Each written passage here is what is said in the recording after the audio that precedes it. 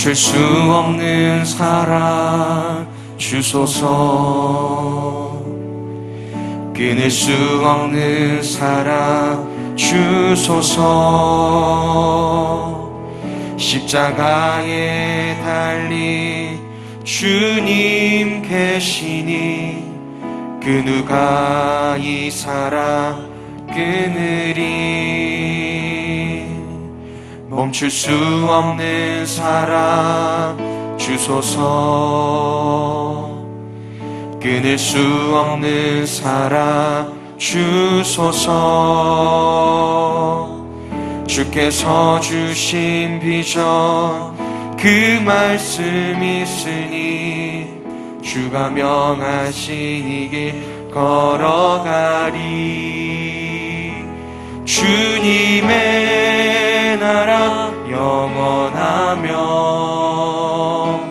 주님의 영광 무궁하니 나그네된 나의 삶 감사하리. 마음 다해 주님을 찬양해. 멈출 수 없는 사랑 내게 주소서. 아버지의 눈물 그 사랑을 끊을 수 없는 사랑 내게 주소서. 십자가에 달린 그 주님의 나라 영원하며 주님의 나라 영원하며 주님의 영광 무궁하니 나그네된 나의 삶 감사하리. 마음 다해 주님을 찬양해. 멈출 수 없는 사랑 내게 주소서. 아버지의 눈물 그 사랑을 끊을 수 없는 사랑 내게 주소서. 십자가에 달린 그 멈출 수 없는 사랑 멈출 수 없는 사랑 내게 주소서. 아버지의 눈물 그 사랑을 끊을 수 없는 사랑 내게 주소서. 십자가에 달린 그 사랑. 우리 다 같이 자리에 일어나셔서 왕이신 나의 하나님 찬양하며 주께 나아갑니다.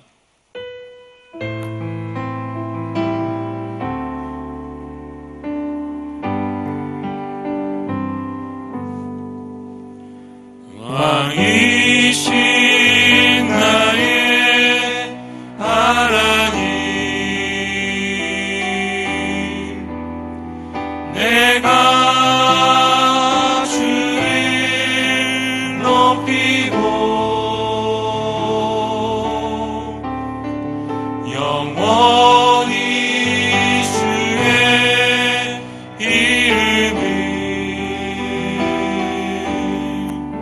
송축하리이다.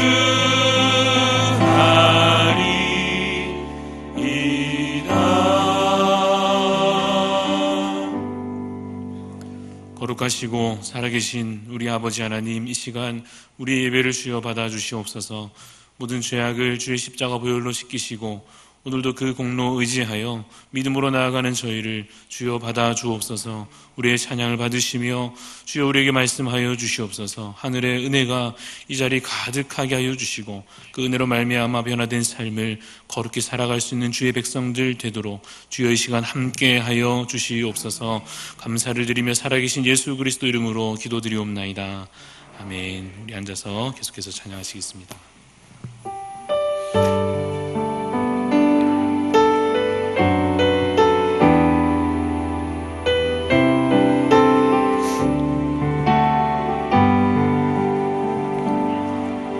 내가 주의 삶은 모든 것 내려놓고 내 주 대신 주 앞에 나가 내가 사랑했던 모든 것 내려놓고 주님만 사랑 내가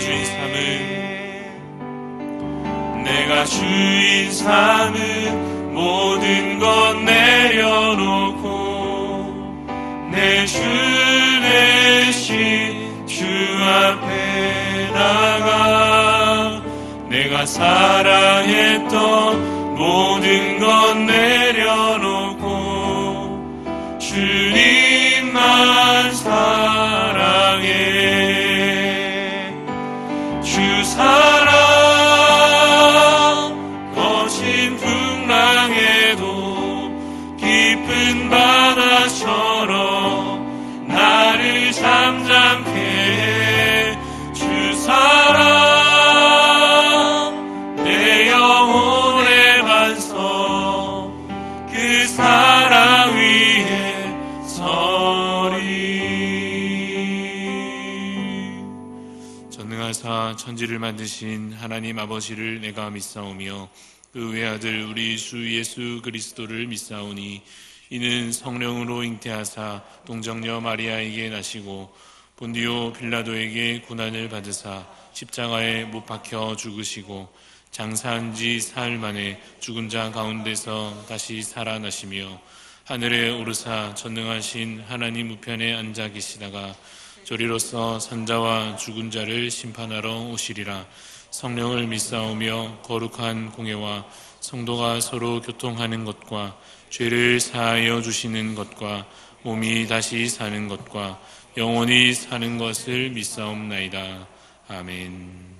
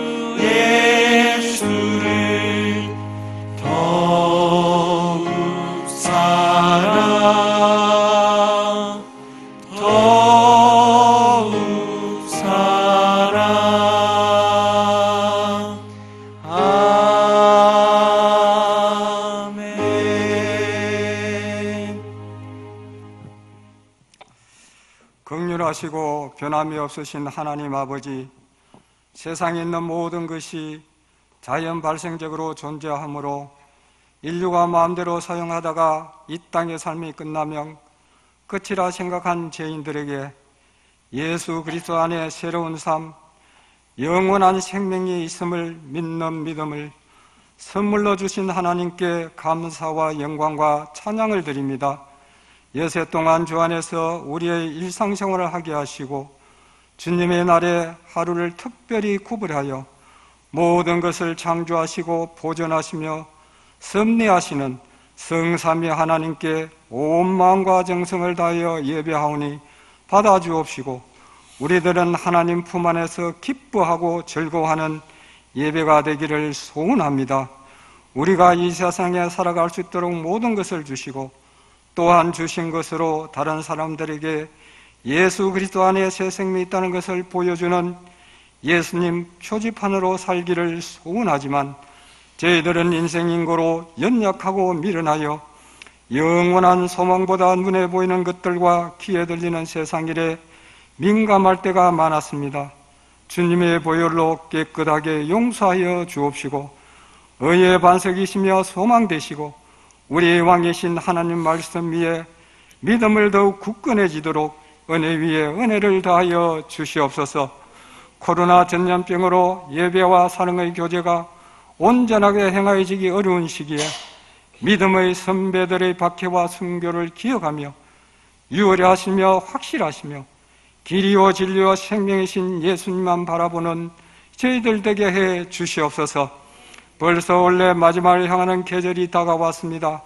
전염병으로 못한 주님의 일을 잘 마무리할 수 있도록 도와주시고 희망이 가득 찬 새로운 날을 주실 하나님을 생각하면서 내년을 잘 준비할 수 있도록 인도하여 주시옵소서. 다음 세대들의 상급학교 진학과 직장, 결혼 등 모든 것을 우리 하나님 간섭하여 주셔서 이들의 인생의 목적이 주님을 닮아가는 것이 소원이 되게 해 주시옵소서. 예수 생명을 전하는 선교사님들에게 하나님이 먼저 일하심을 경험함으로 새로운 삶을 살기를 원하는 하늘 가족 수가 많아지는 선교지가 되게 해 주시옵소서. 우리 교회가 헌신한 우간다의 100주년 기념교회와 중고등학교 그리고 성도들이 헌신한 교회들이 하나님의 뜻에 합당하게 쓰임받게 해 주시옵소서.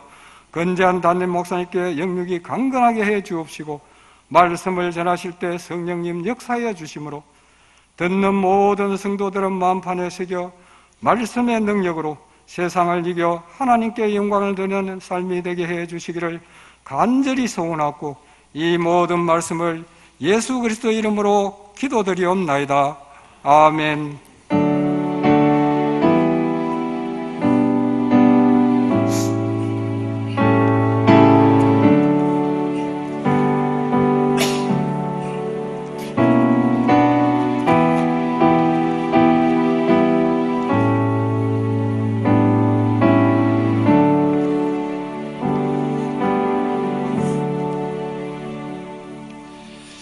하나님 말씀 사도행전 4장입니다. 사도행전 4장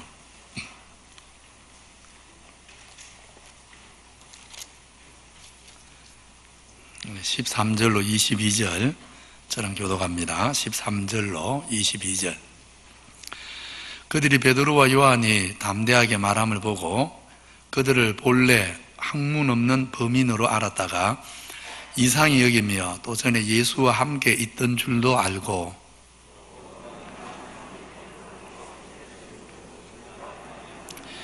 명하여 공회에서 나가라 하고 서로 의논하여 이르되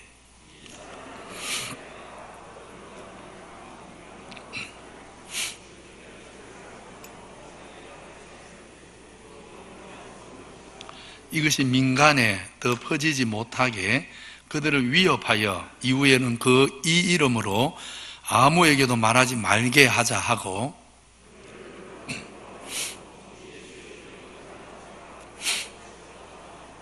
베드로와 요한이 대답하여 이르되 하나님 앞에서 너희의 말을 듣는 것이 하나님의 말씀을 듣는 것보다 옳은가 판단하라. 관리들이 백성들 때문에 그들을 어떻게 처벌할지 방법을 찾지 못하고 다시 위협하여 놓아주었으니 이는 모든 사람이 그 된 일을 보고 하나님께 영광을 돌림이라. 이 표적으로 병나은 사람은 40여세나 되었더라. 아멘. 우리 예배 전에 함께 불렀던 찬양 멈출 수 없는 사랑 주셔서 같이 한번 찬양하고 말씀 듣겠습니다.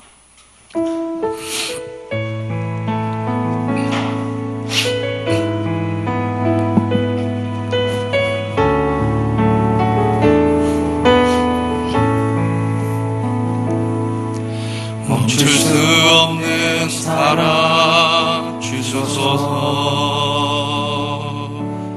끊을 수 없는 사랑 주소서.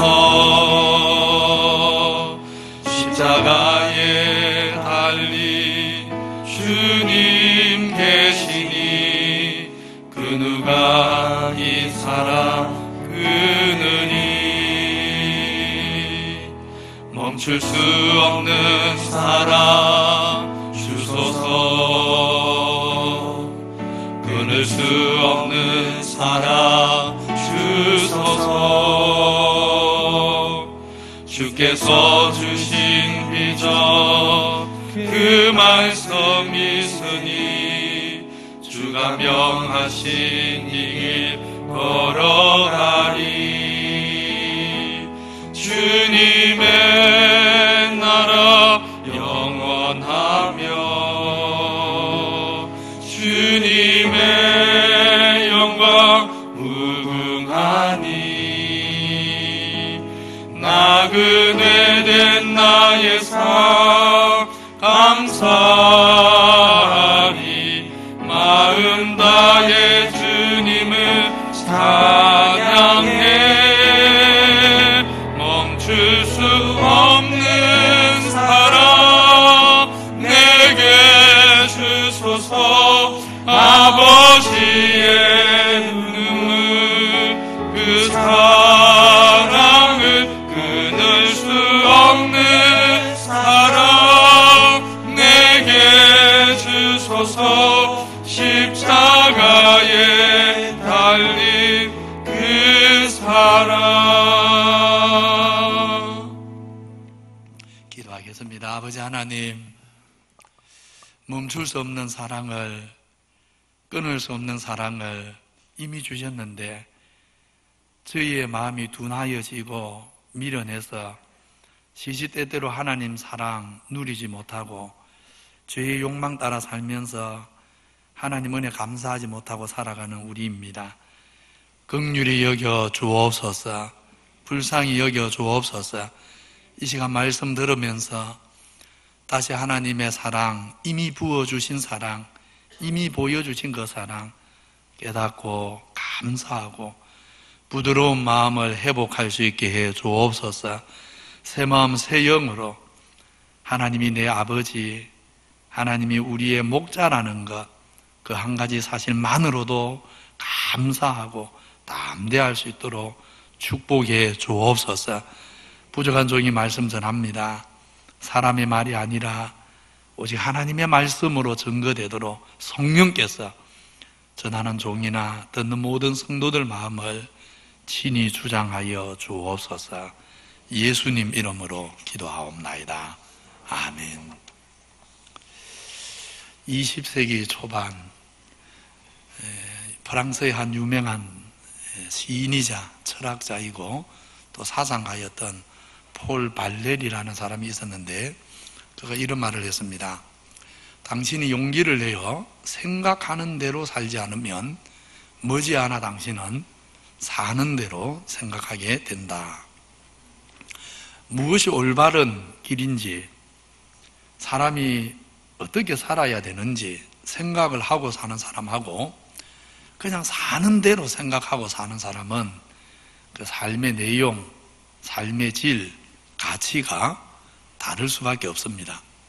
생각을 먼저 바로 하고 사는 사람은 그릇된 욕망에 이끌림을 뿌리치고 옳은 길을 갈 수 있지만 그냥 내 습관대로 사는 대로 생각하는 사람은 결국 육체의 종, 욕망의 노예가 될 수밖에 없는 것입니다. 오늘 말씀에서 우리는 하나님 앞에서 무엇이 올바른 길인지를 먼저 바로 판단하고 세상이 어떠하든지 관계없이 그 바르고 올바른 판단을 따라서 하나님 보시기에 옳은 길을 걸어가는 멋진 믿음의 사람들을 만나게 되었습니다. 나면서 안전병이 된 사람이 일어나 걷고 뛰는 거 보면서 모여들었던 사람들에게 베드로는 이 일은 우리가 행한 일이 아니라 십자가에 죽은 예수님이 부활하셔서 부활하신 예수님이 행한 일이라는 것을 분명하게 하였습니다. 사도들이 예수 안에 죽은 자의 부활이 있다고 전한다는 소식을 듣고 제사장들, 사두개인들이 모여와서 막무가내로 잡아서 가두고 이제 다음날 공회를 열어 무슨 권세로 예수 이름을 전하는지 추궁하고 신문을 합니다. 성령 충만한 베드로는 거기 모인 예루살렘의 모든 실세 앞에서 조금도 두려워함 없이 담대하게 저들이 바로 예수님을 죽인 죄인들이고 그렇지만 예수님은 부활하셔서 만인의 주가 되셨고 바로 그 부활의 주가 이 안전뱅이를 일으킨 것이라고 증거하였습니다. 베드로 요한은 제대로 된 배움이 없는 갈릴리 출신의 무식한 사람인 줄 알았는데 저들이 담대하게 말을 하면서도 하나님 말씀에 근거해서 예수 부활과 주 되심을 아주 힘있게 증거하니까 공회로 모였던 모든 사람들이 놀랍니다. 협박에도 아랑곳하지 않고 담대한 모습에도 놀라고 하나님 말씀에 대한 지혜에도 놀랍니다. 어떻게든 베드로 요한의 말을 책잡아서 말문을 막아야 되겠는데 딱히 비난할 말을 찾을 수가 없습니다. 전에 예수와 함께 있던 줄 알고 또 병나은 사람이 그들과 함께 서 있는 것까지 보고 비난할 말이 없는지라. 이 말씀에서 두 가지를 좀 생각하려 합니다.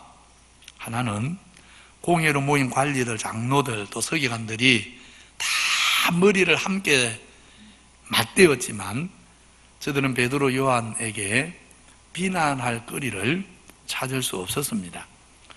우리가 사는 세상은 처음부터 하나님 말씀, 천국 복음과는 마치 물과 기름 같이 서로 섞일 수 없는 본질이 다른 면이 있습니다. 그래서 교회와 우리 성도들이 아무리 잘해도 세상이 반드시 칭찬한다는 보장이 없습니다. 오늘 우리가 느끼지요. 어떤 한 교회나 한 사람, 한 목사님이 잘못해도 모든 교회의 모든 목사가 잘못한 것처럼 막 언론이 가장을 하면서 실제로 교회가 행하는 선한 일이 얼마나 많습니까? 정말 엄청나거든요. 교회가 아니면 못하는 일이 엄청난 일들이 실제로 많이 이루어지거든요. 그런데 언론이 교회가 행하는 선한 일 보도해 주는 거 보셨습니까? 절대로 이야기 안 합니다. 어떤 교회는 목사님이 좋은 일 하면요, 목사가 교회가 했다고 하지 않고 어떤 사람이 했다 이렇게 해버립니다. 이전에 그런 일이 있었지요. 이집트 여행을 갔던 사람들이 폭탄 테러를 만나서 죽게 된 일이 있었는데 한 사람이 그 테러 집단이 던진 폭탄을 자기가 막아서 자기하고 한 두 사람이 죽고 나머지 다 살렸습니다. 그런데 폭탄을 막아서 자기가 다른 사람 살린 사람이 누구였습니까? 목사님이었습니다. 그런데 언론은 목사라는 말 빼고 같이 갔던 사람 중에 이렇게 보도하거든요. 세상이 그런 것입니다. 교회나 목사님이 하는 좋은 일은 다 감추고 작은 일 하나 건덕지만 있으며 전 교회가 그런 것처럼 세상이 그런 식으로 오도를 하는 것입니다. 그래서 교회와 우리 성도들이 아무리 잘해도 세상이 칭찬한다는 보장이 없습니다. 우리 주님도 산상부원에서 미리 말씀하셨습니다. 의를 위하여 박해를 받는 자는 복이 있나니 천국이 그들의 것임이라. 우리 성도는 의를 위해서는 항상 박해받을 각오를 하고 살아야 합니다. 의를 위한 박해는 축복이면서 우리 성도의 마땅한 바입니다. 그렇지만 우리가 뭔가 잘못해서, 정말 잘못해서 비난받아서는 안 됩니다. 세상이 우리를 비난할 거리를 제공해서는 안 되는 것입니다. 다니엘을 생각해 보십시오. 바벨론 제국에 이어 페르시아 제국에서도 왕의 신임을 한 몸에 받아 전국을 주관하게 되니까 페르시아 제국의 수많은 신하들이 시기합니다. 어떻게든 다니엘을 고발할 일을 찾아내서 다니엘을 그 자리에서 끌어내야 자기들이 높아지겠는데, 그런데 어떻게 됩니까? 이에 총리들과 고관들이 국사에 대해 다니엘을 고발할 근거를 찾고자 하였으나 아무 근거, 아무 허물도 찾지 못하였으니 이는 그가 충성되어 아무 그릇됨도 아무 허물도 없음이었더라. 사도 바울 역시 어떤 고백을 합니까? 전날은 예수님을 몰라서 교회와 복음을 욕하고 해방하던 자였지만 은혜로 부름받은 다음부터 부활의 주님을 만난 후부터는 복음을 위해 누구에게도 아무에게도 비난받을 일 없도록 철저히 자신을 쳐서 복종시켰습니다. 우리가 이 직분이, 이 복음이 비방을 받지 않게 하려고 무엇에든지, 무슨 일에 있어서든지 아무에게든지 거리끼지 않게 하고, 지난주 배운 말씀에서 그리스도를, 우리 주님을 산 돌, 살아있는 돌, 생명의 돌로 비유하는 말씀을 지난주에 배웠습니다. 우리 주 그리스도는 모든 인생이 모퉁이 머릿돌로 삼아 그 위에 인생의 집을 지어야 될 구원의 돌, 의의 돌, 생명의 돌이라는 것을 배웠습니다. 그런데 베드로전서 2장은 계속해서 우리 성도 또한 그런 돌, 산돌이 되어야 할 것을 말씀합니다.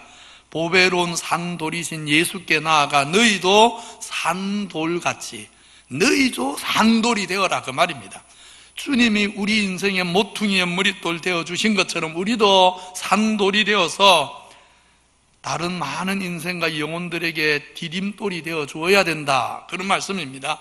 다른 사람을 짓밟고 내가 일어서는 것이 아니라 다른 사람의 인생의 영혼에 우리가 디딤돌이 되어 주어라, 너희도 산돌이 되어라 말씀하십니다. 비난할 거리를 만들어 복음의 걸림돌이 되는 것이 아니라 베드로와 요한처럼 비난할 말을 만들지 않는, 비난할 거리가 없는 바로 그런 복음의 디딤돌이 되라고 하시는 것입니다. 13절 말씀을 좀 더 계속 보면, 전에 예수와 함께 있던 줄을 알고 또 병난 사람이 그들과 함께 서 있는 것도 보고 라고 합니다. 비난할 거리를 찾지 못하게 한 베드로, 요한에 대해 전에는 저 사람들이 예수와 함께 있었는데 지금은 병난 사람과 안전병이와 함께 있다는 것을 보았다, 그런 말입니다. 주님과 함께 하는 사람, 부활하신 주님과 성령 안에서 늘 동행하고 동거하는 사람, 베드로와 요한은 주님이 사랑하는 사람, 나면서부터 못 걷게 되었던 안전뱅이와 함께 하고 있습니다. 예수와 함께, 가난한 영혼과 함께, 이 두 가지가 나뉘지 않고 같이 있는 것입니다. 예수와 함께 하는 사람은 주님이 기뻐하는 영혼들과도 함께 하는 것입니다. 요한복음 21장 말씀을 기억해 보십시오. 주님이 갈릴리 바다로 물고기 잡으러 간 제자들을 찾아오셨습니다. 먼저 구운 생선과 떡을 먹여주셨습니다. 베드로 비롯한 제자들의 많은 허물에도 불구하고 주님께서 여전히 저들을 얼마나 사랑하시는지 행동으로 표현하셨습니다. 그리고 베드로에게 묻습니다. 요한의 아들 시몬아, 내가 나를 사랑하느냐? 자기가 얼마나 사랑하는지 주님이 아신다고 대답하니까 주님이 뭐라고 하십니까? 내 양을 먹이라. 보십시오. 주님 사랑하는 사람, 주님을 사랑하면 그 사람 어떻게 합니까? 주님이 사랑하는 영혼을 먹이는 것입니다. 주님을 사랑하는 만큼 주님이 사랑하는 다른 영혼을 돌보는 것입니다. 주님을 사랑하는 만큼 다른 영혼에 대해 관심을 갖는 것입니다. 내 마음에 있는 주님의 사랑은 절대로 내 마음에 머물러 있을 수 없습니다. 정말 주님을 사랑하면 다른 영혼을 사랑하게 되어 있습니다. 우리 성도님들이 주일날 교회만 온다고 해서 주님 사랑하는 게 아닙니다. 정말 교회에 와서 주일날 예배하고 주님을 사랑한다고 고백한 것은 이어서 세상을 살면서 다른 영혼에 대한 사랑으로 반드시 표현이 되는 것입니다. 주님을 사랑하면 다른 영혼을 돌보는 것입니다. 그래서 내 양을 먹이라. 너가 나를 사랑한다면 내 양에게, 내가 사랑하는 영혼에게 사랑을 먹이고 은혜를 먹이고 위로를 먹이라 하십니다. 복음을 먹이고 소망을 먹이라고 하십니다. 주님을 사랑하고 주님과 함께하는 사람은 주님이 사랑하는 영혼들과도 함께하는 것입니다. 이 두 가지가 나뉘지 않습니다. 기장교회 성도님들, 주님을 사랑하십니까? 주님이 사랑하는 영혼들을 사랑하는 성도들 되시기를 바랍니다. 신앙은 절대 나 혼자 예수 믿고 천국 가는 게 신앙이 아닙니다. 정말 그게 신앙이 아닙니다. 내가 주님을 사랑하기 때문에 세상을 살면서 다른 영혼을 돌보고 사는 것이 신앙생활의 핵심입니다. 주님을 사랑하면 다른 영혼을 먹이게 되어 있습니다. 이 부분을 오늘 베드로와 요한의 입장이 아니고 이번에는 고침받은 안전뱅이 입장에서 좀 생각해 보겠습니다. 지난 이틀은 안전뱅이 인생의 40년 인생에서 정말 놀라운 시간들이었습니다. 베드로와 요한을 만남으로 부활하신 예수의 능력으로 40년 동안 일어나 보지도 못한 사람이 일어나고 걷고 뛰게 되었습니다. 그 결과 안전뱅이가 한 걸음 한 걸음 옮길 때마다 예수가 부활했다 하고 외치는 것하고 똑같았습니다. 그렇지요.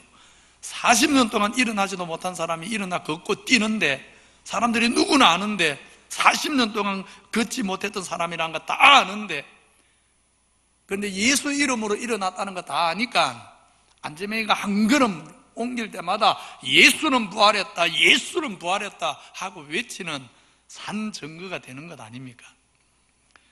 정말 기쁘고 신이 났습니다. 안전뱅이 어떻게 하나님 찬양을 안 하겠습니까? 예수는 부활했다 하면서 하나님을 찬양하고 뛰는 것입니다. 그런데 만약 신나는 안전뱅이의 기쁨 그렇게 오래 가지를 않았습니다. 난데없이 제사장들, 사두개인들, 예루살렘의 건세자들이 밀어닥치더니 자기의 은인과도 같은 베드로 요한을 잡아서 옥에 가두어 버립니다. 베드로 요한이 아무 잘못 없는 줄 누구보다 잘 압니다. 안전뱅이였던 자기에게 은혜를 얻게 했고 예수 부활을 증거했을 뿐입니다. 그래서 어떤 면에서는 안전뱅이 자기 때문에 베드로 요한이 잡힌 것 하고 갔습니다. 그렇게 예루살렘 실세들에게 잡혀서는 신문을 받습니다. 무슨 일을 당할지 모릅니다. 이 건세자들은 몇 달 전에 하나님 아들 예수님까지 십자가에 못 박아 죽게 만들었던 바로 그들입니다. 따라서 이들이 마음만 먹으면 베드로와 요한은 물론이고 예수 부활의 산 증인인, 살아있는 증인인 안전뱅이도 그냥 놔두지 않을 위인들입니다. 예수님께서 전날 나사로를 살려놓으니까 나사로, 죽었다가 살아난 나사로 때문에 사람들이 예수를 믿으니까 바로 이 사람들, 이 사두개인들, 제사장들, 이 사람들이 어떻게 했습니까? 나사로도 죽이려고 했었지 않습니까? 똑같습니다. 이 안전뱅이가 예수 부활을 증거하고 있으니까 이들이 베드로 요한만 아니라 할 수만 있다면 안전뱅이도 죽이려고 덤벼들 것입니다. 안전뱅이가 나이가 40이나 됐는데 이런 상황을, 이런 분위기를 모르겠습니까? 다 압니다. 예루살렘 실세들이 얼마나 악랄한 자들인지 다 압니다. 그런데 이 고침받은 안전뱅이가 오늘 어떻게 합니까? 40년 만에 처음으로 걷게 되었으니 가보고 싶은 곳이 얼마나 많았겠습니까? 하고 싶은 일 얼마나 많겠습니까? 그렇지만 그 다음날 안전뱅이는 자기 안전을 찾아 숨지도 않고 가보고 싶은 곳을 찾아 떠나지도 않고 베드로와 요한이 붙잡혀 추궁당하고 신문받는 자리, 바로 거기에 자기 발로 와 있습니다. 누가 안전뱅이 보고 꼭 가야 된다고 강요하지 않았습니다.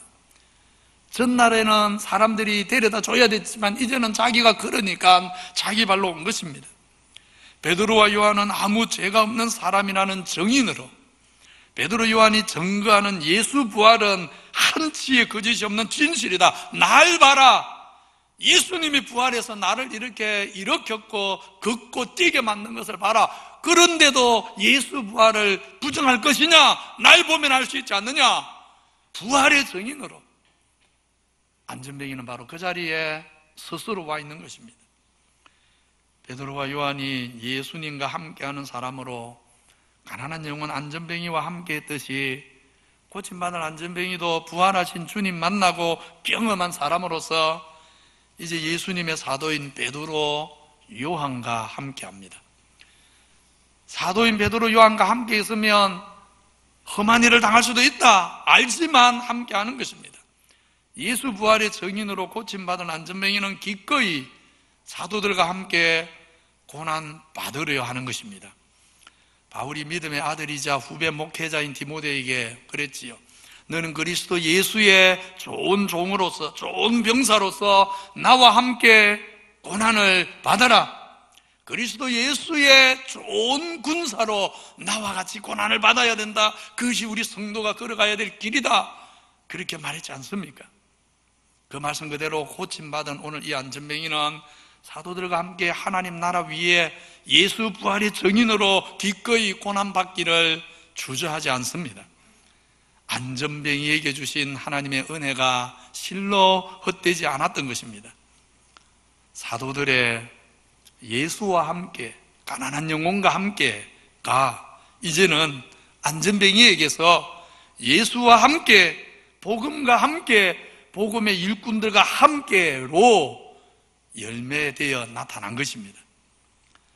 주를 사랑하는 우리 성도님들, 하나님이 우리에게 베푸신 은혜도 헛되지 않아서 우리도 늘 주님과 함께하는 사람으로, 주님을 사랑하는 사람으로 공고한 영혼들과 함께 하시고 또 하나님 나라 일꾼들과도 함께하는 그런 참 믿음의 가족 되시기를 주님 이름으로 축원합니다. 이렇게 예수와 함께 하던 사도들이 가난한 영혼과 함께하는 이 아름다운 모습 앞에 비난할 말을 찾지 못한 유대 지도자들은 베드로 요한을 공의 석상에서 잠시 나가게 하고 의논한 다음 다시는 예수 이름으로 말하지도 말고 가르치지도 말라 협박을 하고 내보내기로 작정했습니다. 그래서 다시 불러서 예수 이름으로는 말하지도 가르치지도 말아야 한다 위협을 합니다. 그런데 저들의 이런 결정이 참 우습습니다. 16절에서 공회가 스스로 인정하고 있듯이 어제 그리고 오늘 딱 이틀 사이에 예수로 말미암아 유명한 표적이 나타났다는 것, 부활하신 예수가 안전뱅이를 일으켰다는 것이 이미 예루살렘에 사는 모든 사람에게 다 퍼져 있는데, 다 알려져 있는데 지금 예수 이름으로 말하지 말라 협박한다고 예수 이름, 예수 부활의 소식이 덮여질 수 있습니까? 그야말로 손바닥으로 하늘을 가리려는 어리석은 결정입니다. 오늘도 세상은 이런 일을 반복합니다. 마귀와 세상이 예수 이름을 사람들 마음속에 지우고 창조주 하나님을, 세상 만물의 창조주요 주인이신 하나님을 역사에서 사라지게 만들려고 해도, 부정하려고 해도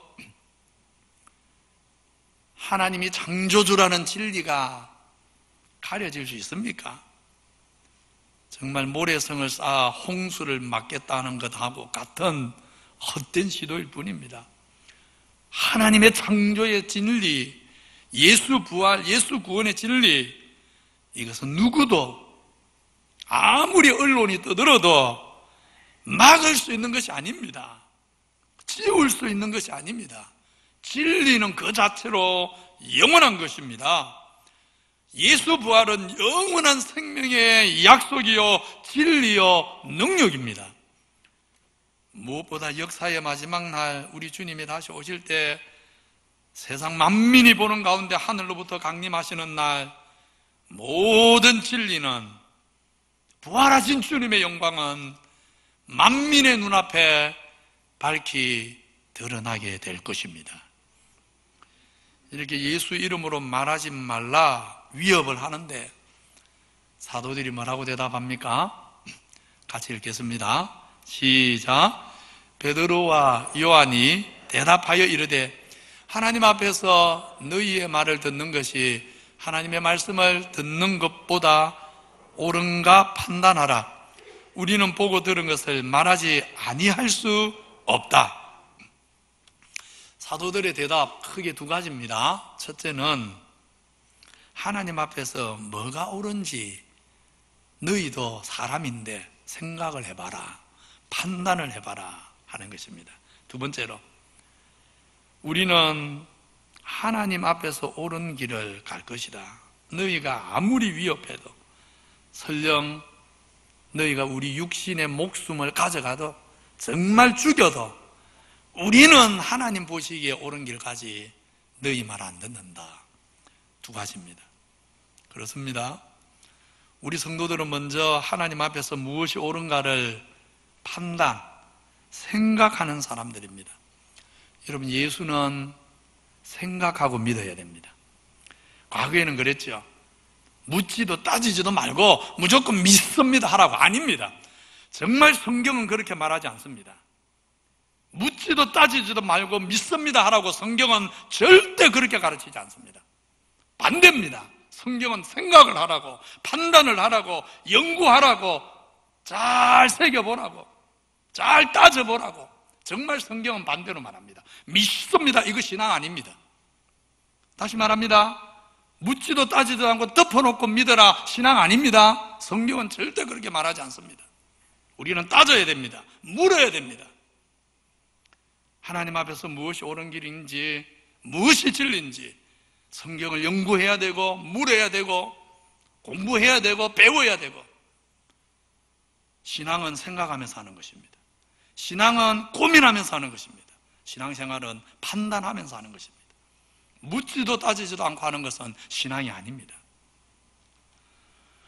오늘 서론에서 20세기 초반 프랑스 시인의 말을 제가 소개했지요. 당신이 용기를 내어 생각하는 대로 살지 않으면 머지않아 당신은 사는 대로 생각하게 된다.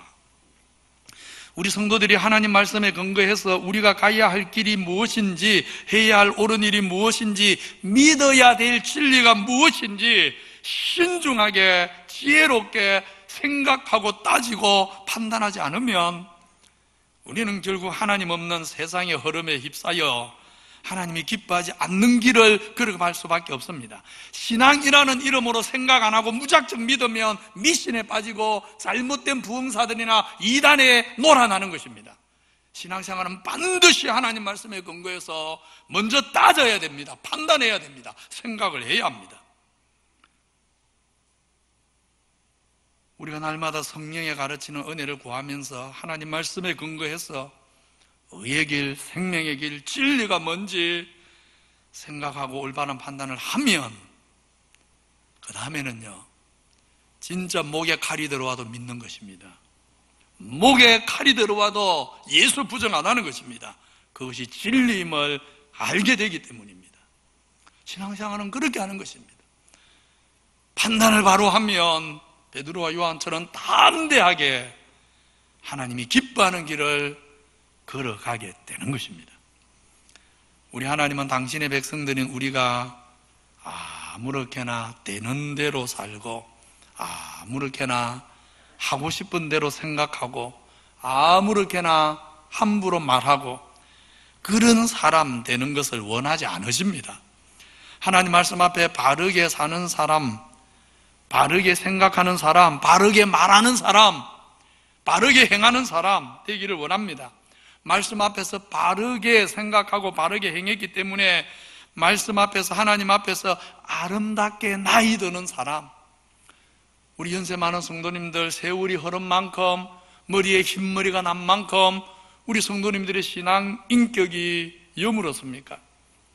우리 젊은 후배들이 보면서 우리 아무개 성도님 연세가 드니까 참 존경스럽다, 그렇습니까? 아니면 연세가 들면 들수록 저분은 더 고집이 세져 말도 함부로 해, 그렇습니까? 연세가 많이 들어가는데 연세가 들수록 더 고집스럽고 젊은 사람들에 대해서 아량을 못 베풀고 말 함부로 하면 추하지 않습니까?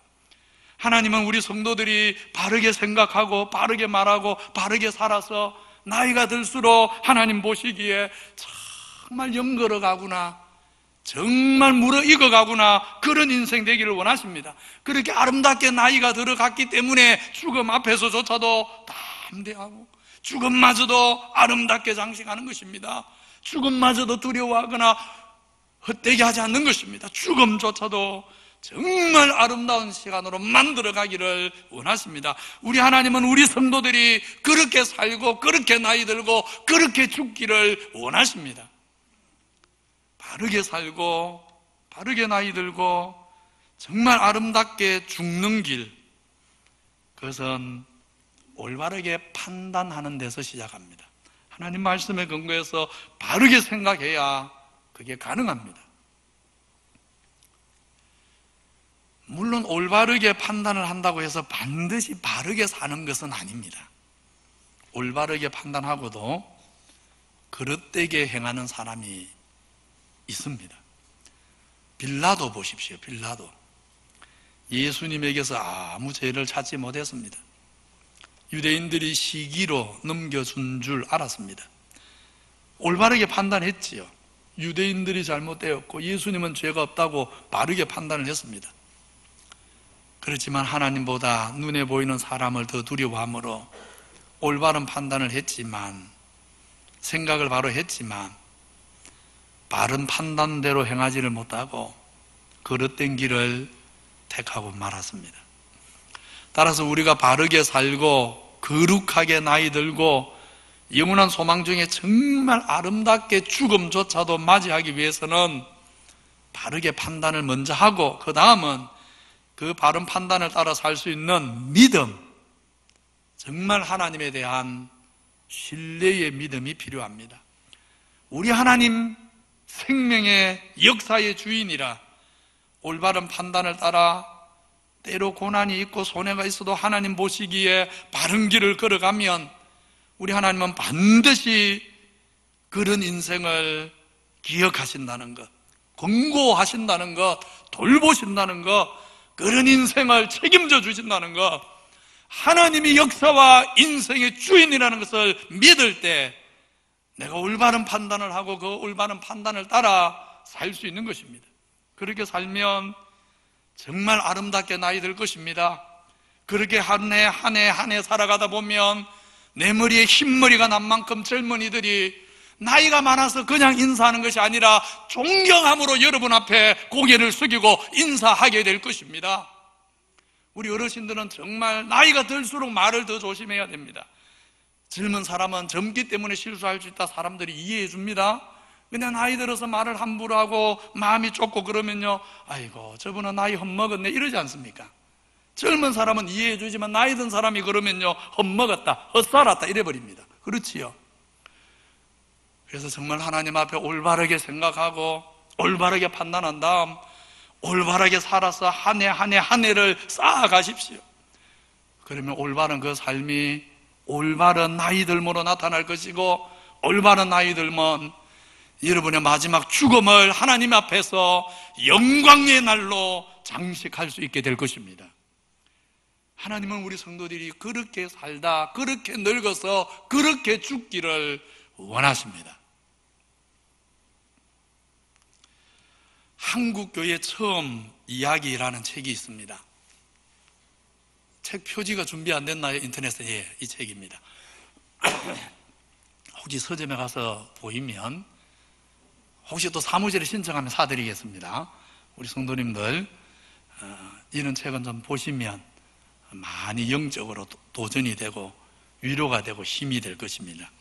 그야말로 우리 한국교회 일제시대죠. 일제강점기 때 처음 예수 믿었던 우리 믿음의 선배들의 다양한 이야기들을 소개해 놓았습니다. 이 책 중에 이런 일화가 있습니다. 강화도 어딘지 아시죠? 인천 옆에 강화도 섬. 그 강화도의 한 교회 성도였는데 결혼하자마자 얼마 안 지나서 남편이 세상을 떠납니다. 그래서 홀로 되어서 이제 할머니가 되었는데 자식이 없었습니다. 80을 살았습니다. 80이 넘었어. 자식이 없이 80이 넘었어. 오래 사셨죠. 그 시절을 생각하면. 근데 80이 넘어가지고 선교사를 만나면서 교회를 나갔습니다.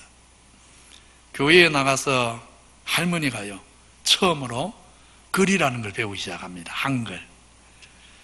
그래서 글이라는 걸 배워서 할머니가 그 당시 뭐 읽을 책이 있겠습니까? 교회에서 받은 성경책을 받아서 읽기를 시작하는데 어디부터 읽겠습니까? 당연히 마태복음부터 읽겠죠. 신약 처음 마태복음부터 읽습니다. 마태복음을 쭉 읽어가다가 18장에 갔습니다. 마태복음 18장에 가서 마태복음을 계속 읽고 있는데 근데 마태복음 18장에서 딱 멈춰서 버립니다. 더 이상 그 어떤 한 구절 말씀이 마음에 딱 사로잡혀가지고 그 다음 넘어갈 수가 없는 겁니다. 이 말씀입니다. 무엇이든지 너희가 땅에서 매면 하늘에서도 매일 것이고 땅에서 풀면 하늘에서도 풀리리라. 할머니가 이 말씀을 읽는데 이 말씀이 마치 주님이 살아오셔가지고 자기에게 직접 하는 말씀처럼 그렇게 들려졌습니다. 사실 이 할머니는 남편을 일찍 여의고 자녀가 없었지만 그 남편이 아주 부자였습니다. 그래서 남편이 남겨놓은 재산이 많아가지고 사별한 후에 복섬이라는 여자아이를 몸종으로 평생 편하게 살았죠. 종을 부리면서. 그런데 이날 이 마태복음 18장을 읽다가 이 말씀을 읽다가 하나님 앞에서 딱 깨달아진 겁니다. 자기나 자기 몸종 노비죠. 복섬이나 다 같이 하나님이 지으신 똑같은 사람인데 근데 자기는 주인 노릇하고 똑같은 사람을 종노릇 시키고 노비로 대하고 참 이것은 하나님 앞에서 정말 옳지 않은 일이다.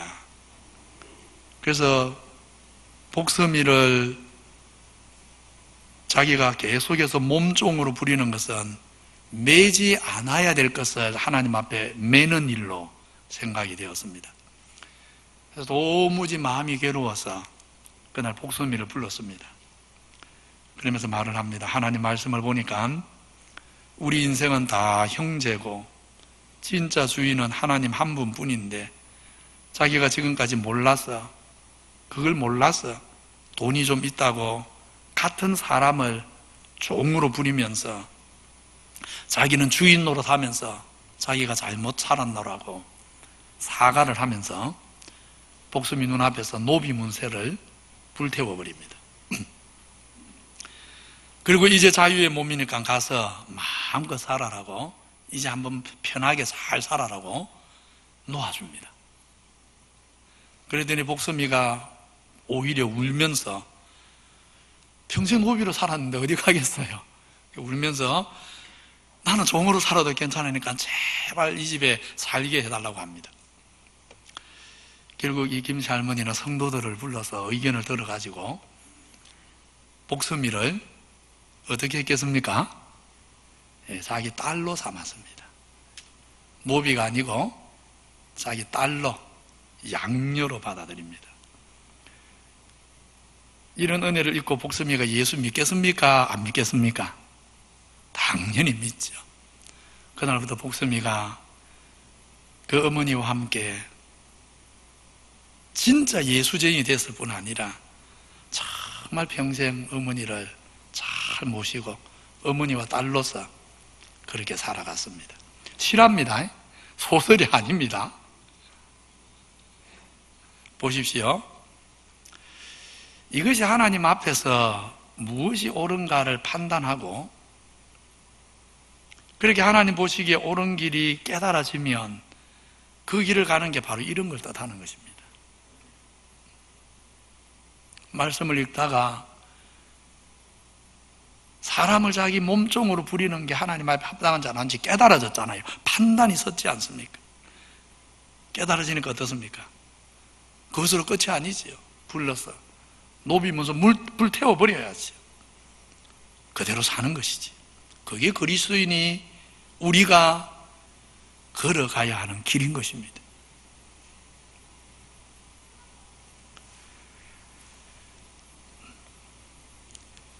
제가 육형제인데 제 형제가 딸이 넷이고 아들이 둘입니다. 딸, 아들, 딸, 제가 막내입니다. 저희 이제 둘째 누나, 이게 육형제 중에 둘째죠. 둘째 누나가 이제 자녀가 셋인데 이제 다 결혼을 했습니다. 딸이 둘이고 아들이 하나인데 아들 결혼을 앞두고 이제 아들이 이제 며느리 될 사람을 데려왔는데 누나가 잠시 고민을 해요. 그 며느리 될 사람이 이제 간호사인데 근데 집안이 참 어렵고 불우했어요. 힘들었어요. 근데 되게 이제 자녀들 결혼시킬 때 우리 어른들 뭐도 보려고 합니까? 집안 딱 보려고 하지요. 예. 그래서 우리한테 전화가 왔더라고요. 저한테도 전화 오고 제 위에 바로 위에 누나한테 전화 오고 아이고 아들 이름이 성진인데 성진이가 결혼할 사람을 데려왔는데 이렇다 이렇게 이야기를 하는 거예요. 쭉 들으면서 저희가 우리가 짜지 않았는데 저랑 우리 제 위에 누나가 똑같은 말을 했더라고요. 누나 그게 뭐 고민이고 잘 됐네. 누나가 엄마 노릇 해주면 얼마나 좋나.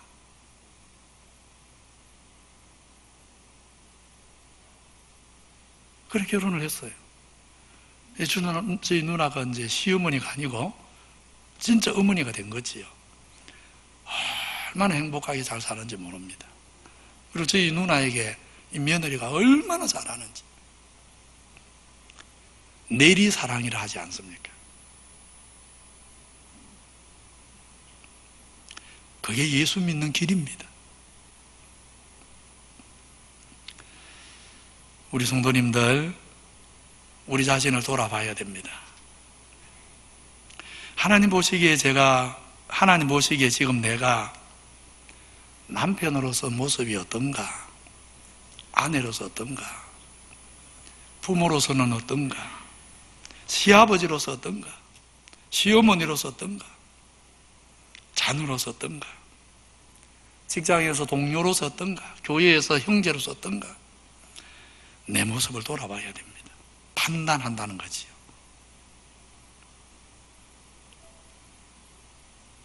그렇게 하나님 말씀 앞에서 하나님 말씀으로 나를 돌아보면서 아 이게 아니구나 하는 것을 끊어야 됩니다. 이거는 참 잘한 일이구나. 그 길을 가면 되는 것입니다. 그것이 신앙생활입니다. 오늘 말씀 무엇이 옳은가 판단하라 그랬잖아요. 하나님 앞에 무엇이 옳은가 판단하라. 그리고 하나님을 신뢰함으로 그 옳은 길을 끝까지 걸어가라. 믿음은 그렇게 사는 것입니다. 주를 사랑하는 우리 성도님들, 하나님 앞에서 무엇이 옳은가 판단하시기 바랍니다. 그리고 하나님이 살아계신 하나님이 정말 역사와 인생의 주인인 줄 알고 하나님 보시기에 그 옳은 길을 끝까지 걸어가시기를 구주 예수 그리스도 이름으로 축원합니다. 기도하겠습니다. 아버지 하나님, 오늘 베드로와 요한은 늘 전날 주님과 함께 했고 지금은 성령 안에서 부활하신 예수님과 또 함께 하기에 그 주님을 사랑하는 마음을 가난한 영혼 안전뱅이에게 나타내었습니다. 고침을 받은 안전뱅이는 부활하신 주님께 은혜를 입었어. 그 부활하신 주님을 만나게 도와준 베드로와 요한을 위해 위험을 무릅쓰고 공회로 자기 발로 걸어왔습니다. 오늘 우리도 예수와 함께하는 우리의 신앙이 정말 이론이 아니라 생명이 있어서 주님을 사랑하는 우리 마음을 우리 이웃들에게 하나님이 만나게 하신 하나님이 맺어주신 사람들에게 나타내 보여줄 수 있도록 은혜를 베풀어 주시옵소서. 하나님 앞에서 무엇이 옳은가 판단하라. 너희가 무엇이라고 위협해도 우리는 옳은 길을 갈 것이다. 사도들의 이 믿음, 이 고백, 우리의 믿음, 우리의 고백이 되게 하여 주옵소서. 예수님 이름으로 기도하옵나이다. 아멘. 420장입니다.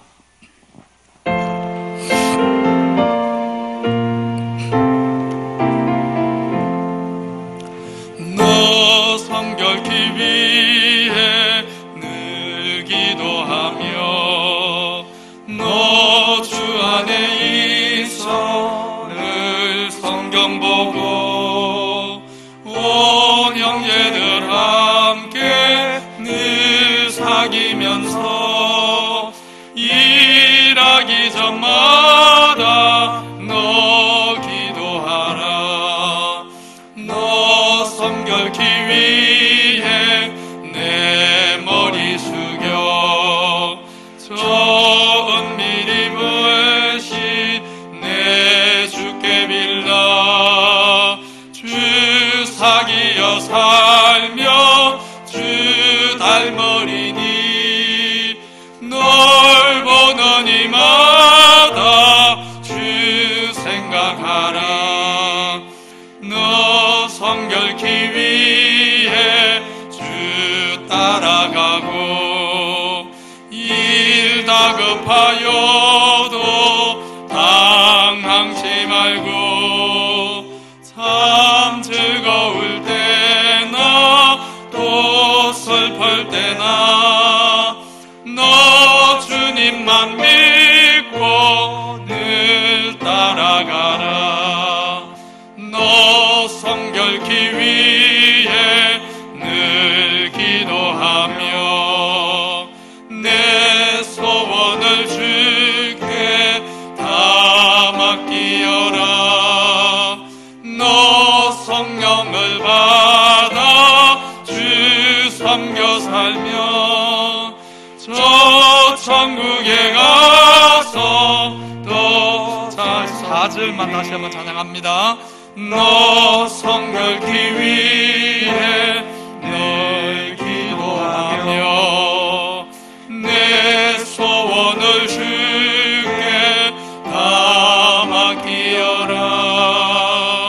너 성령을 받아 주 섬겨 살며 저 천국에 가서 더 잘 섬기리.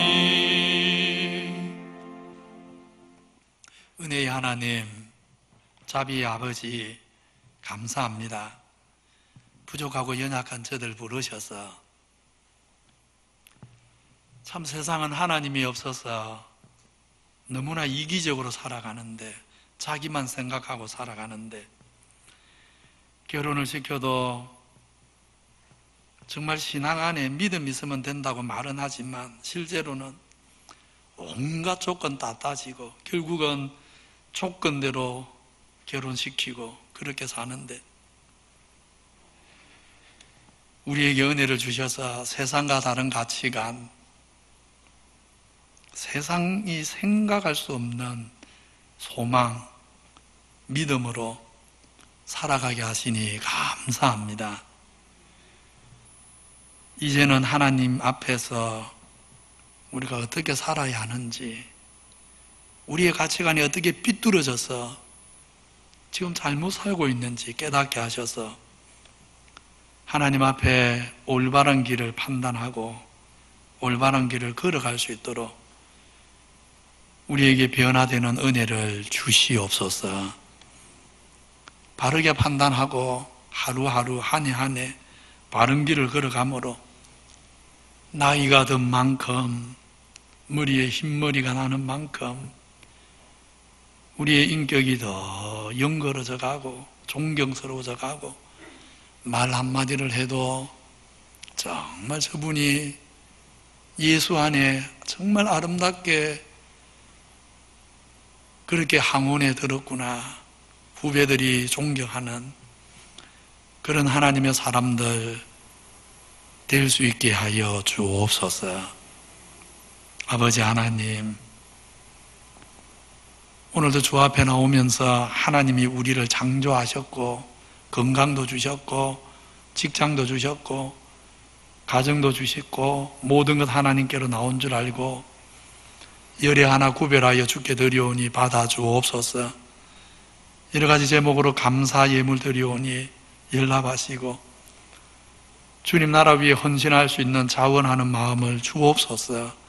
주를 위해 살아가고자 할 때 영육 안에 돌보시고 때를 따라 도와주시고 손으로 하는 일에 복 주시며 열매 있게 하여 주옵소서.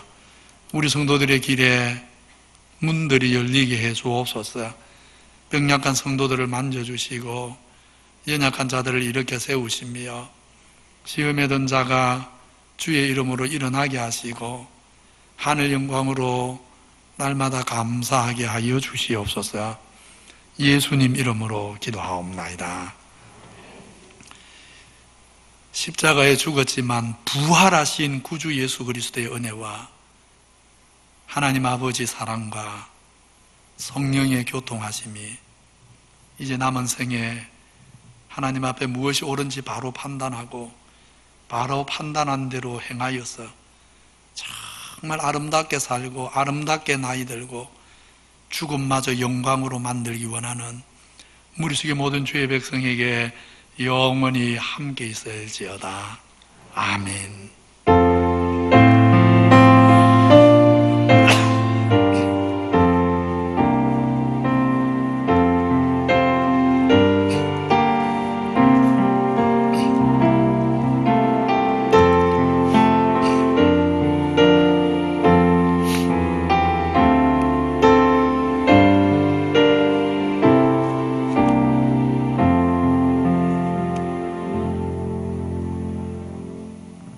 예배를 마칩니다. 앞뒤 잘 인사합시다. 무엇이 옳은지 잘 판단합시다.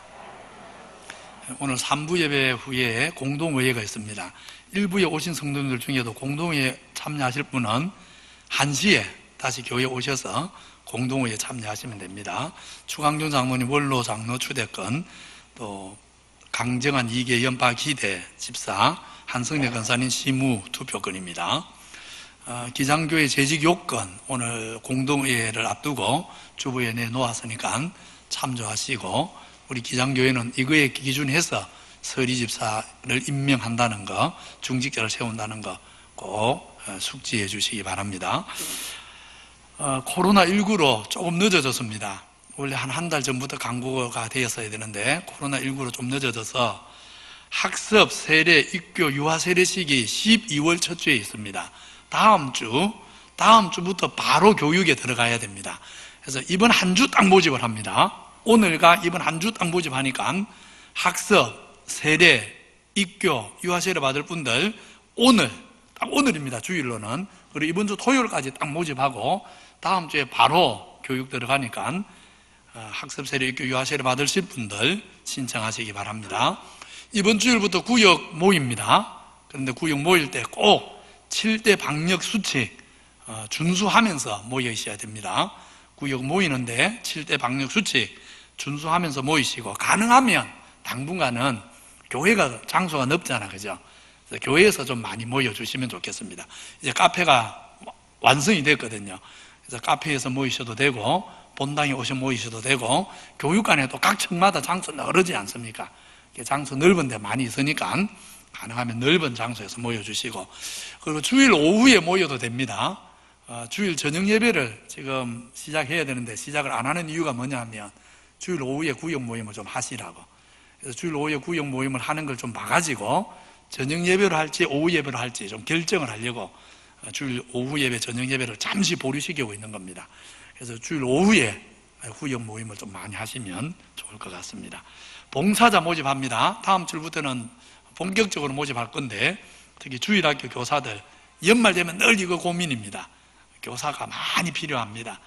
우리 성도님들 교사로 좀 많이 지원해 주시고, 또 우리 교사들 좀 많이 격려해 주시면 감사하겠습니다. 협조 사항입니다. 주일 또는 수요일 오실 때 그 발열 온도 체크 말고 옆에 우리 교역자들이, 직원들이 사진을 찍자 할 겁니다. 이유가 뭐냐면 사진을 찍으면 앞으로 우리 성도님들 교회에 오면 발열 카메라 앞에 딱 서면 여러분 출석했다는 게 출석 체크가 자동으로 딱 됩니다. 그러면 이제 그 수기로, 명단에 오늘 교회 왔습니다 하는 수기로 이름을 굳이 적을 필요가 없습니다. 발열 기기 앞에 딱 서기만 하면 그날 누가 왔는지가 다 컴퓨터로 남아버리기 때문에, 그래서 아주 좀 편리합니다. 그래서 사진을 한번 찍는 일에 꼭 좀 협조해 주시기 바랍니다. 오늘 올 때 사진들 좀 찍었습니까? 안 찍으신 분들은 가면서도 좀 사진을 좀 찍고 가시면 감사하겠습니다. 직원 채용 공고 이번 주까지만 딱 냅니다. 서류 이번 토요일까지만 받겠습니다. 지난주 서류 넣은 분하고 이번 주까지만 서류 받습니다. 더 안 받습니다. 전임 사무간사 겸 카페 매니저 1명, 파터 카페에 일하실 분 1명, 2분 이번 주까지만 받도록 하겠습니다. 최기식 집사님 수원 나누리병원에 입원하셨고요. 김민찬 집사님 그동안 한 2년 정도 관리집사로 수고하셨는데 오늘부로 사임을 합니다. 또 앞으로 하나님 앞에서 우리 집사님 살아가는 인생 가정을 위해 계속해서 또 기도해 주시면 감사하겠습니다. 박선한 간사님도 11월 말에 이제 퇴직을 하게 됩니다. 사임을 하게 되겠습니다. 계속해서 교회 직원들 위해서도 기도해 주시기 바랍니다. 오늘 당에 있습니다. 장로님 한 번도 빠지지 마시고요. 오늘부터 영커플부 모임이 시작됩니다. 3부 예배 후에 영커플부 모임이 시작되니까 영커플부 해당되는 분들 많이 참여하시고요. 그 다음에 지금 제 눈에 안 보이는데 봉사자 모집해 보시면 주일에는 저기 키즈랜드가 다 돼 있어서 젊은 애기 엄마들이 애기들 그 놀르고 예배 드릴 수 있도록 봉사자 1명이 키즈랜드에 있거든요. 수요일도 이제 젊은 가정들 애기들 데려오면 부모들은 위에 올라와서 예배 드리고 밑에 키즈랜드에서 1명만 애기들이랑 좀 보호자가 한 사람은 있어야 되거든요. 그래서 수요일에 매주 하는 거 아닙니다. 그러니까 매주 봉사하고 수요 예배 못 드리면 안 되잖아, 그죠? 한 달에 한 번입니다. 한 달에 한 번 수요일에 키즈랜드에서 봉사할 분 계시면 사무실에 신청해 주시면 감사하겠습니다. 특히 애기 부모들 중심으로 할 생각입니다. 당사자들이 혜택 받으면서 동시에 한 달에 3번은 올라와서 예배드리고 한 번은 밑에 애기 보고 이래도 되거든요. 그래서 애기 엄마 아니어도 되고 또 애기 엄마여도 됩니다. 수요일에 키즈랜드 봉사하실 분들 최소 4사람 필요하죠. 넉 주여야 되니까 지원해 주시면 감사하겠습니다. 다 같이 자리에서 일어나셔서 파송의 노래 멈출 수 없는 사랑 주소서.